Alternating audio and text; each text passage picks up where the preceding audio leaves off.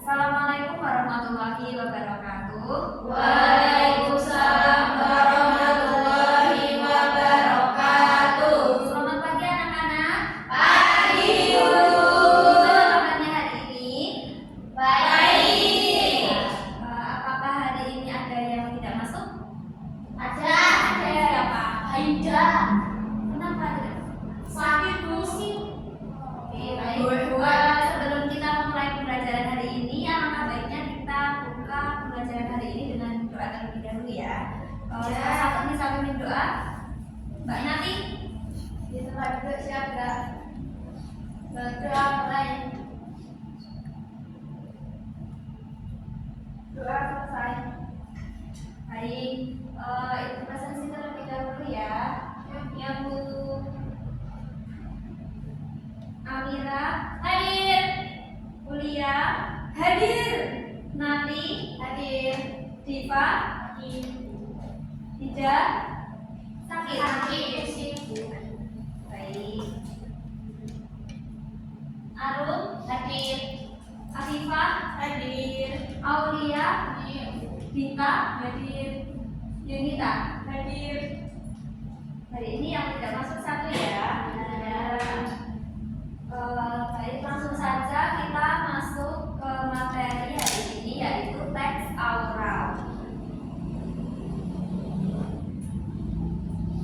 Tujuan pembelajaran pada hari ini yaitu peserta didik dapat melakukan instruksi yang kompleks dan mengenali informasi yang tidak akurat dalam pemaparan teks aural. Pasti kalian masih bertanya-tanya ya, apa itu teks aural? Ya. Apa itu? Baik, langsung saja. Apakah kalian dapat memahami sebuah informasi yang kompleks dari siaran radio? Misalnya kayak apa ya, penjualan obat atau Ya. bisa apa? Bisa, Bu. Penawaran jasa seperti itu lewat radio? Bisa. Bisa ya. Bisa disebutkan bareng contohnya yang lain? Seperti podcast, Ya, wawancara, ya, audiobook, ya, informasi. ya. Kemudian, dapatkah kalian memilah informasi yang akurat dan tidak akurat dari sebuah informasi yang kalian dengar? Bisa, Bu. Bisa ya. Nanti kita akan praktek. Kemudian, nah, kita masuk kepada materi inti yaitu teks awal. Apakah ada yang sudah tahu apa itu teks awal? Belum. Oke, baik. Jadi, teks awal adalah jenis teks yang ditujukan untuk pendengaran, di mana sebuah informasi atau pesan disampaikan melalui suara atau audio. Nah, seperti ini adalah contoh teks aural. Itu sedang berbicara seperti ini tuh juga termasuk teks aural. Nah, kemudian tujuannya yaitu untuk menyampaikan suatu informasi atau pesan melalui media pendengaran. Nah, ini adalah contoh teks aural yang sering digunakan pada kehidupan sehari-hari seperti rekaman suara, podcast, wawancara audio, atau jenis konten lain yang dapat dinikmati melalui pendengaran. Sampai sini apakah ada yang ingin ditanyakan? Belum. Baik, selanjutnya itu akan memberikan tugas latihan soal mengenai teks aural. Untuk latihan soal hari ini berkelompok ya. Ya. Di satu kelompok yang terdiri dari 3 anak. Oke. Mau pilih sendiri atau mau urut absen? Pilih sendiri aja. Baik. Sudah? Sudah. Praktekkan ya.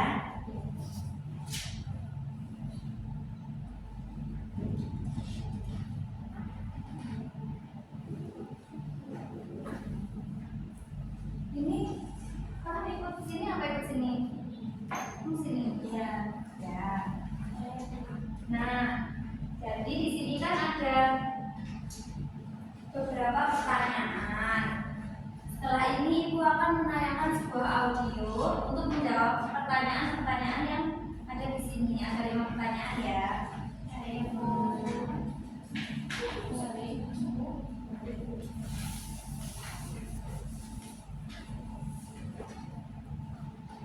Mekanisme penyelenggaraan Festival Inovasi dan Kewirausahaan Peserta Didik Indonesia tahun 2020. A. Sasaran: peserta didik SMA se-Indonesia yang memiliki minat dan bakat untuk mengembangkan kemampuan wirausaha melalui pembuatan rencana usaha. Rencana usaha disusun secara individual dan atau kelompok dengan mengatasnamakan SMA tempat peserta didik sekolah. B. Persyaratan kriteria: lomba fiksi merupakan kompetisi kewirausahaan peserta didik SMA tingkat nasional yang diselenggarakan oleh Kementerian Pendidikan dan Kebudayaan Republik Indonesia.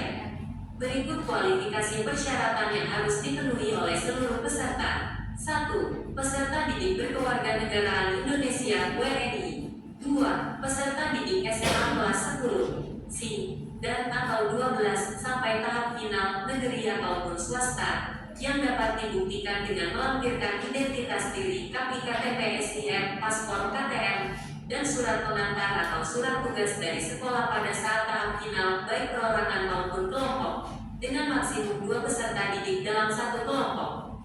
3. Rencana usaha bisnis plan merupakan usaha rintisan pemula atau lanjutan yang merupakan gagasan sendiri original dan atau pengembangan dari ide yang sudah ada yang dikelola sendiri. 4. Finalis tidak boleh digantikan oleh peserta didik lain. 5. Peserta fiksi 2020 yang melakukan penyusunan rencana usaha secara berkelompok harus berasal dari sekolah yang sama. 6. Setiap peserta perorangan kelompok hanya boleh mengajukan 1 judul rencana usaha. 7. Setiap peserta perseorangan kelompok yang pernah menjadi pemenang peraih medali emas, perak, dan perunggu pada fiksi tahun 2016 sampai tahun 2019 tidak diperkenankan mendaftar sebagai peserta fiksi 2020. 8. Rencana usaha produk dan jasa yang dapat didaftarkan merupakan karya yang belum pernah menang masuk kategori pemenang pada fiksi tahun 2016 sampai tahun 2019 maupun lomba di bidang kategori sejenis di tingkat nasional yang diselenggarakan oleh kementerian atau lebih tinggi dibuktikan dengan melampirkan surat pernyataan. 9. Keaslian karya dan isi konten produk jasa merupakan produk inovasi peserta didik dan tidak sedang dalam sengketa atau klaim dari pihak lain dibuktikan dengan melampirkan surat pernyataan. 10. Panitia berhak mendiskualifikasi produk atau jasa jika a. Karya terbukti tidak orisinal atau menjebak karya lain. B. Sedang dalam sengketa. C. Mendapatkan klaim dari pihak lain. D. Tidak terpenuhinya syarat-syarat dan ketentuan yang telah ditetapkan dalam setiap tahapan seleksi fiksi 2020. 11. Keputusan panitia dan juri fiksi 2020 mutlak dan tidak dapat diganggu gugat. 12. Pendaftaran dilakukan secara online melalui portal fiksi dengan alamat http://pusat prestasi nasional kemdikbud.go.id/fiksi-. Sudah ya, silakan bisa diisi dulu jawabannya. Ibu kasih waktu 15 menit, apakah cukup? Cukup. Baik, silakan.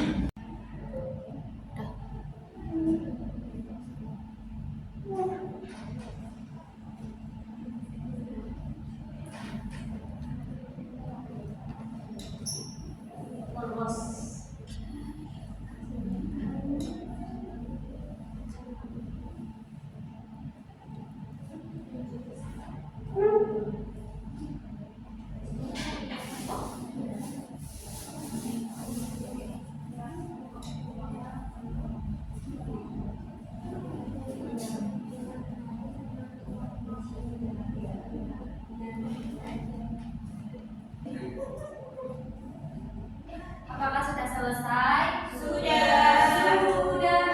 Baik, salah satu dari yang kelompok bisa maju ke depan untuk mempresentasikan hasilnya. Ya,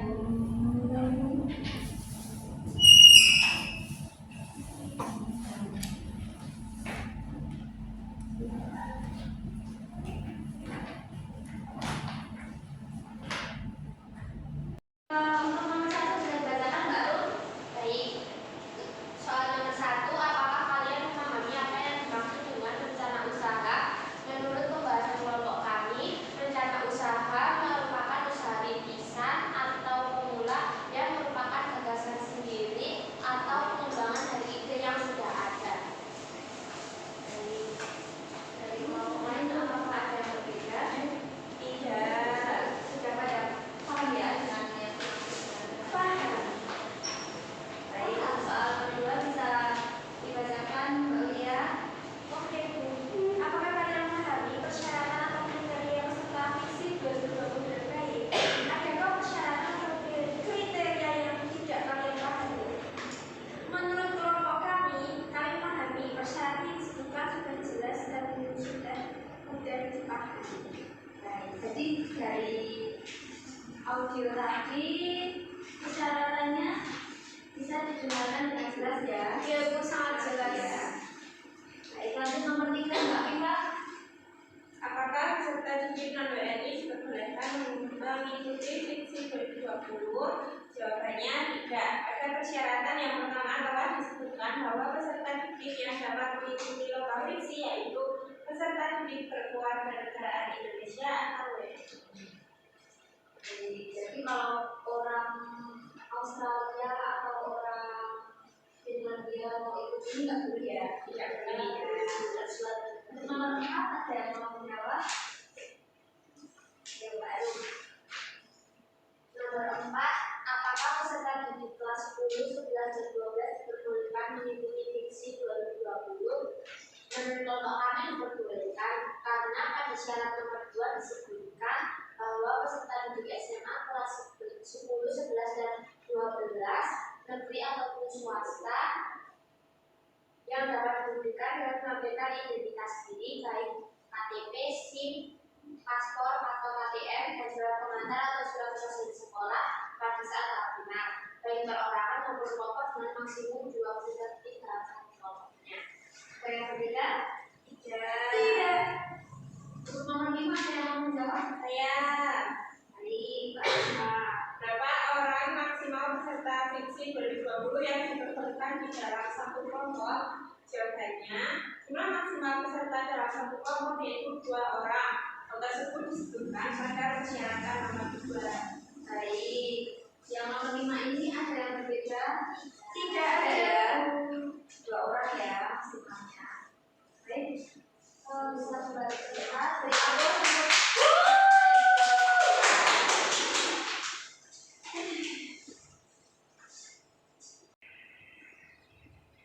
baik, untuk pembelajaran hari ini sudah selesai. Nah, di balik LKPD ini yang sudah kalian kerjakan tadi itu ada instruksi ya, ada soal seperti ini. Ini untuk pekerjaan di rumah bisa dikerjakan secara individu. Tapi kalau mau berkelompok juga boleh ya, dikerjakan secara diskusi, tapi jangan nyontek. Oke. Diskusi, ya. Nah, di sini sudah ada instruksinya yaitu memberi centang pada kolom akurat atau tidak akurat ya. Iya, Bu. Nah, ini kan penjelasannya ini dari audio yang tadi. Nah, audionya nanti akan dibagikan di grup WhatsApp. Oke. Dari pembelajaran hari ini apakah menyenangkan? Iya. Ya. Iya. Ini tidak ada sedikit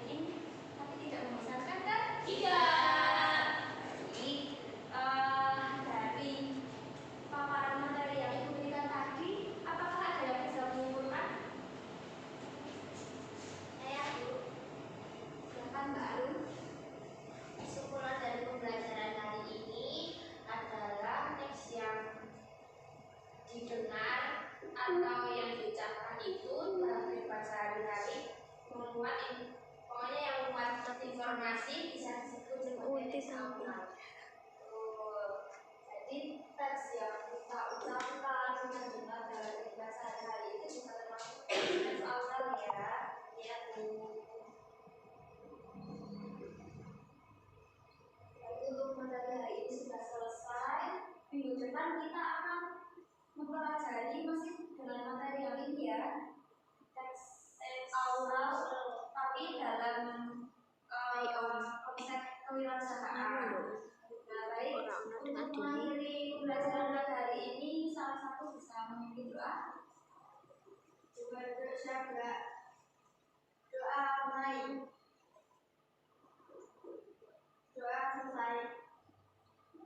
Baik, sekian yang dapat Ibu sampaikan pada pertemuan kali ini. Kurang lebihnya mohon maaf. Wassalamualaikum warahmatullahi wabarakatuh.